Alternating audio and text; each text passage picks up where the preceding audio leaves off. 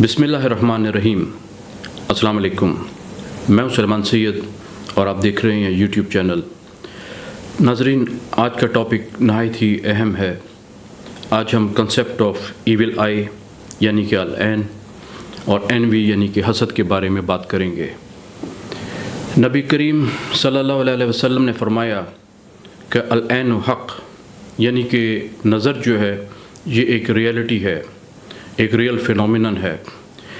इस्लाम हमें तोहमात या सुपरस्टिशंस की इजाज़त नहीं देता, ना ही इसको सपोर्ट करता है।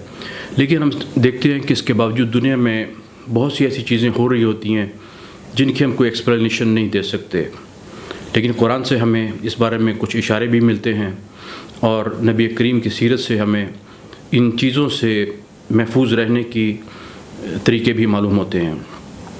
सूरह कलम की आखिरी दो आयत हैं, वहीं यकादुल्लज़ीना कफ़रू ला युज़लिकूना का बिअब्सारिहिम लम्मा सामिउ ज़िक्र व यक़ूलूना इन्नहु लमजनून वमा हुवा इल्ला ज़िक्रुल आलमीन। ये काफ़िर लोग जब नसीहत की किताब सुनते हैं तो चाहते हैं कि तुम्हें अपनी नज़रों से फिसला दें और ये किताब और ये समझते हैं कि आप अक़ल से दूर हैं, जबकि ये किताब अहले नसीहत के लिए है। नाज़रीन, नज़र का कंसेप्ट ज़माने क़दीम से चला आ रहा है और तमाम मज़ाहिब में हमें इसकी मिसालें भी मिलती हैं। नबी करीम के ज़माने में अन्नसाई में है और इब्न हब्बान में है कि एक सहाबी थे, उनका नाम था सहल इब्न हनीफ़। वो नहायत ही खूबसूरत नौजवान थे और उनकी स्किन भी और कम्प्लेक्शन भी नहायत खूबसूरत था। एक दिन वो नहाने के लिए दरिया में या किसी पॉन्ड में उतरे कमीज़ उतार के, तो जब वो नहा के बाहर निकले तो आमिर बिन रबिया एक सहाबी थे, उन्होंने देख के कहा कि वाओ, मैंने ऐसी खूबसूरत स्किन किसी कंवारी दोशीज़ा की भी नहीं देखी। उनका ये कहना था कि हज़रत सहल नीचे गिर पड़े, पैरालाइज्ड हो गए और उन सर उठाने के भी काबिल ना रहे और तेज़ उनको बुखार हो गया। लोग उनको लेके नबी करीम के पास आए और बताया सारी सिचुएशन।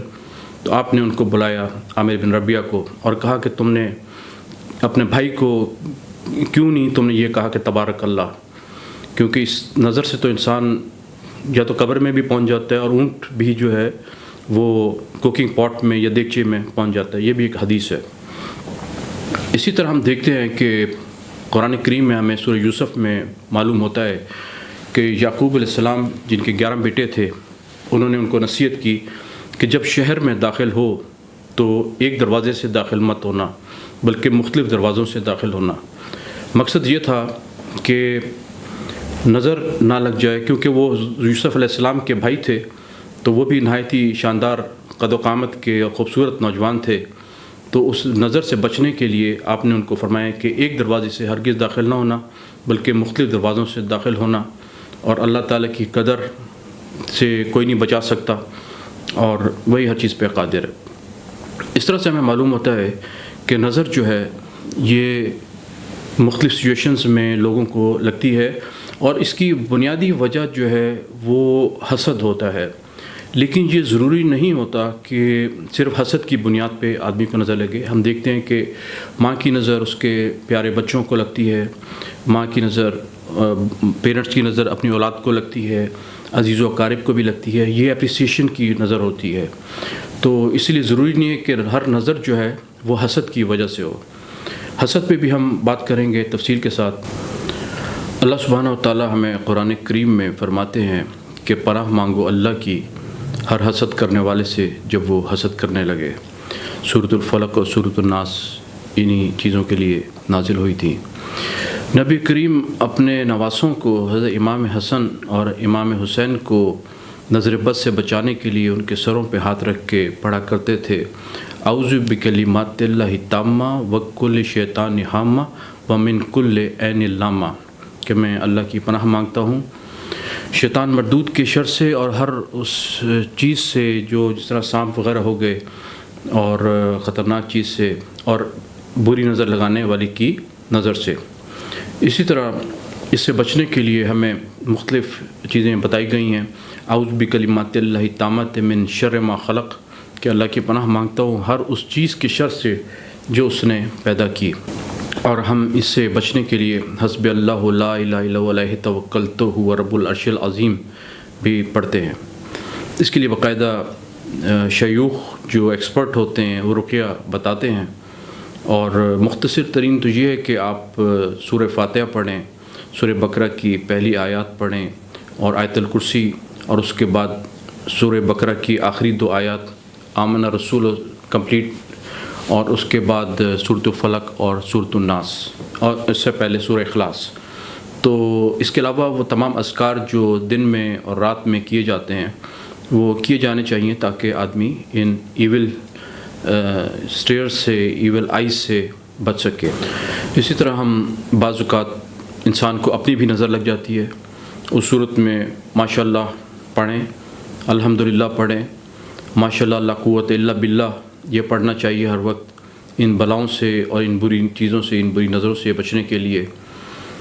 ناظرین، یہ وہ دور ہے جس میں سوشل میڈیا کا دور، جس میں ہم لوگ اپنی تمام نعمتوں کو بہت انہینس کر کے دنیا کے سامنے پیش کرتے ہیں، اپنے بچوں کی تصویریں، اپنے دولت کی نمائش، کہیں سیر تفریح کرنے جا رہے ہیں، اپنے تمام اچیومنٹس، یہ سب چیزیں سوشل میڈیا پہ ہزاروں لاکھوں لوگوں کے سامنے جب یہ چیزیں پہنچتی ہیں تو ان میں بہت سے لوگ ایسے بھی ہوتے ہیں جن کی ایول آئی ہوتی ہے، حسد کرنے والے لوگ ہوتے ہیں۔ تو اس سے بچنے کے لیے ضروری ہے کہ ان چیزوں کو پروموٹ نہ کیا جائے اور اس کو بہت زیادہ ایکسیس میں نہ اپلوڈ کیا جائے، کیونکہ پھر اس کے اثرات جو ہیں وہ آپ کی فیملی پر اور آپ کی زندگی پر، آپ کی صحت پہ بھی پڑتے ہیں۔ ان چیزوں کو اوائڈ کرنا چاہیے، کیونکہ بہت سے لوگ ایسے بھی ہوتے ہیں کہ جو افورڈ نہیں کرتے ان نعمتوں کو، تو ان کی بھی نظر لگتی ہے۔ لیکن یہ ضروری نہیں ہے کہ ہر غریب آدمی کی یا ہیو ناٹس کی نظر لگے۔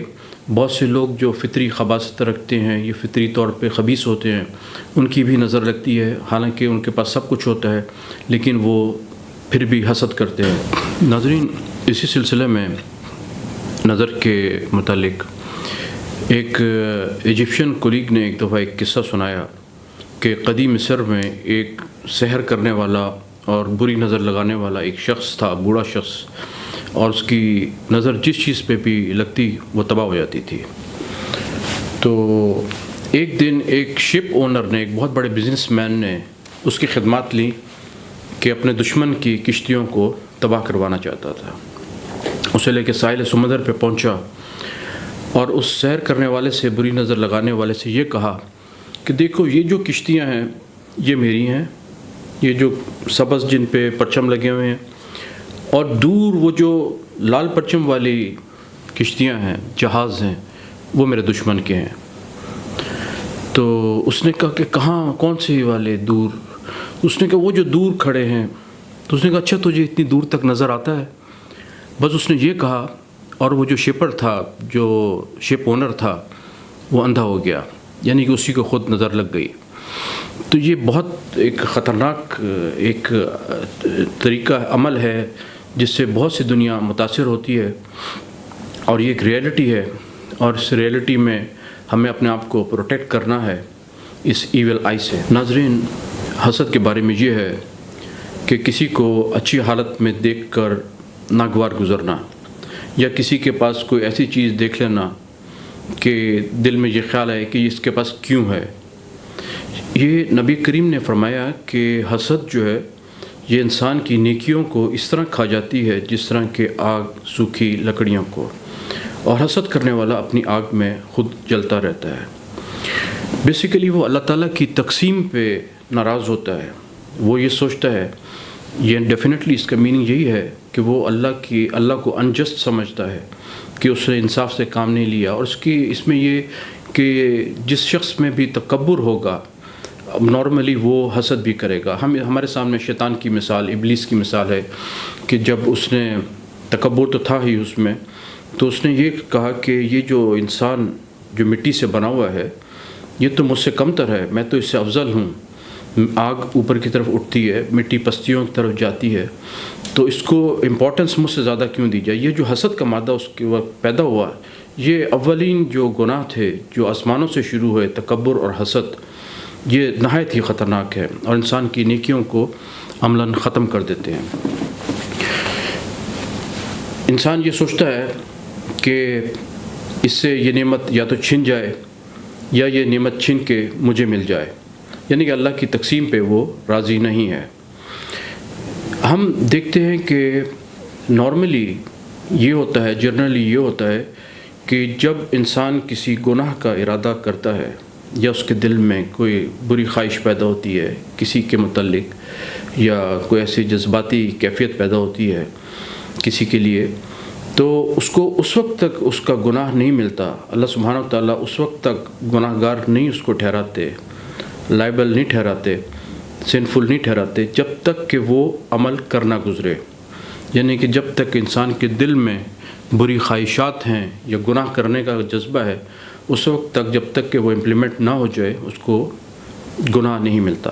لیکن حسد کا کیس بہت ایکسیپشنل ہے، یہ ایگزسٹ کرتا ہے آپ کے دل اور دماغ میں، تو اس ایگزسٹ کرنے کی وجہ سے ہی انسان جو ہے وہ گناہ گار ٹھہرا دیا جاتا ہے، سنفل ہو جاتا ہے وہ، اور اس کے اعمال جو ہیں وہ گھٹنا شروع ہو جاتے ہیں۔ اور آپ دیکھیں کہ حسد کرنے والا پہلے اپنے آپ کو خود جلا رہا ہوتا ہے۔ اس کے بھی مختلف درجات ہیں کہ آپ، ایک تو یہ کہ آپ ایک ایسے شخص سے حسد کر رہے ہیں جس نے آپ کا کچھ نہیں بگاڑا، جس سے آپ کا کچھ لینا دینا نہیں، لیکن نارملی عام طور پہ حسد جو ہے یہ اپنے قریب کے لوگوں میں، اپنے جاننے والے لوگوں میں ہوتا ہے، غیر لوگوں میں عام طور پہ یہ نہیں ہوتا، اس لیے کہ آپ کی رینج میں وہی ہوتے ہیں، آپ ان سے کمپیٹ کر رہے ہوتے ہیں انکانشیسلی یا کانشیسلی۔ تو جس شخص نے آپ کو کوئی نقصان نہیں پہنچایا، آپ سے اس کا کوئی لینا دینا نہیں، آپ اس سے حسد کر رہے ہیں یا یہ تمنا کر رہے ہیں کہ اس سے یہ نعمت چھن جائے، یا اگر وہ کسی ایسی حالت میں آ جاتا ہے، کسی کی تکلیف میں، ایکسیڈنٹ اس کا ہو جاتا ہے یا کوئی اور اس کے ساتھ مسئلہ ہوتا ہے، اس کی پروموشن نہیں ہوتی، تو آپ اس پہ خوش ہوتے ہیں، یہ بھی حسد کی کیفیت ہے۔ تو یہ کیفیت نہایت ہی خطرناک ہے، اور اللہ سبحانہ و تعالیٰ نے اسے پروٹیکشن کے لیے سورۃ الفلق اور سورۃ الناس نازل کی ہے کہ اللہ کی پناہ مانگتا ہوں اس حسد کرنے والے سے جب وہ حسد کرنے لگے۔ اگر ہم حسد کو دوسری کیفیات سے اس کا موازنہ کریں، جس طرح کہ علماء کرام بتاتے ہیں، جیسے کہ غصے کی حالت میں، غصہ بھی حرام ہے، لیکن آپ جب غصے کو کنٹرول کر لیتے ہیں، یہ فیلنگ آپ کے اندر ہے، تو آپ گناہ گار نہیں ہیں۔ کیوں؟ اس لیے کہ آپ کو غصہ اس وقت آتا ہے جب کوئی شخص آپ کے ساتھ زیادتی کرتا ہے، آپ کا مال چوری کر لیا، آپ کے ساتھ ناحق کوئی ناانصافی کی، آپ کا حق مار لیا، تو ڈیفینیٹلی آپ اس کے غصے میں ہوں گے، تو یہ گناہ نہیں ہے۔ لیکن جب انسان کے اندر حسد پیدا ہوتا ہے، وہ بھی بغیر کسی وجہ کے، تو وہ چیز جو ہے وہ انسان کو دنیا میں بھی جلاتی ہے اور آخرت میں بھی جلانے کا باعث بنتی ہے۔ ناظرین، حسد کی بہت سی علامات ہیں کہ جن سے معلوم ہوتا ہے کہ انسان سے کوئی حسد کر رہا ہے، کہ آپ کے اندر کچھ ایسی تبدیلیاں ایک دم رونما ہونی شروع ہوتی ہیں آپ کے گھر کے اندر کہ جو ان یوزول ہوتی ہیں۔ انسان لیتھارجک ہو جاتا ہے، لیزی ہو جاتا ہے، فوگی مائنڈ ہو جاتا ہے اس کا، اور کچھ کرنے کا دل نہیں چاہتا، بیمار پڑ جاتا ہے۔ اگرچہ میڈیکل رپورٹس تمام صحیح ہوتی ہیں، لیکن معلوم نہیں ہوتا کہ ریزن کیا ہے۔ گھر میں کچھ حشرات الارض کا نکل آنا، الیکٹرک اپلائنسز کا خراب ہو جانا، جاب کا چلا جانا، بزنس میں ایک دم نقصان ہو جانا بغیر کسی وجہ کے، حادثات کا شکار ہو جانا، یہ سب علامتیں ہیں کہ انسان حسد کا شکار ہوا ہے۔ لیکن ایک چیز یہ ذہن میں رکھنی چاہیے کہ ضروری نہیں کہ ہر جو مصیبت انسان کے اوپر آ رہی ہے یا ہر جو بیماری سے یا حادثے سے گزر رہا ہے، کچھ لوگ ڈپریشن کا بھی شکار ہو سکتے ہیں، کچھ اور معاملات بھی ہو سکتے ہیں، تو ضروری نہیں ہے کہ وہ حسد کا ہی شکار ہوں۔ اس سے بچنے کے لیے آپ تمام اذکار کریں، اپنے دل کو پیوریفائی کریں، قلب سلیم ہونا چاہیے، اور جب قلب سلیم ہوتا ہے تو اس کے اندر حسد نہیں ہوتا۔ اور وہ کیسے ہوتا ہے؟ اذکار سے، قرآن کریم کی تلاوت سے، اپنے نفس کے خلاف جہاد، یعنی کہ اپنے اندر آپ خود فائٹ کر رہے ہوتے ہیں اس فیلنگز کے خلاف جو آپ کو جہنم کی طرف دھکیل رہی ہوتی ہیں۔ ہمیں جو نعمتیں اللہ تعالیٰ نے عطا فرمائی ہیں، ضروری نہیں کہ ہم ہر نعمت کی نمائش کریں، اس نمائش کرنے سے ہی بہت سے پرابلمس پیدا ہوتے ہیں۔ تبارک اللہ کہنا چاہیے، ماشاء اللہ، لا قوت الا باللہ کہنا چاہیے، اور اللہ پہ توکل کرنا چاہیے، قناعت کرنی چاہیے، اور حسد کے جذبات کو اپنے اندر پیدا نہیں ہونے دینا چاہیے۔ حسد کے جذبات ایگزسٹ کرنے سے ہی انسان گناہ گار ہونا شروع ہو جاتا ہے۔ ناظرین، آج کے لیے اتنا ہی، اجازت دیجیے، اللہ حافظ۔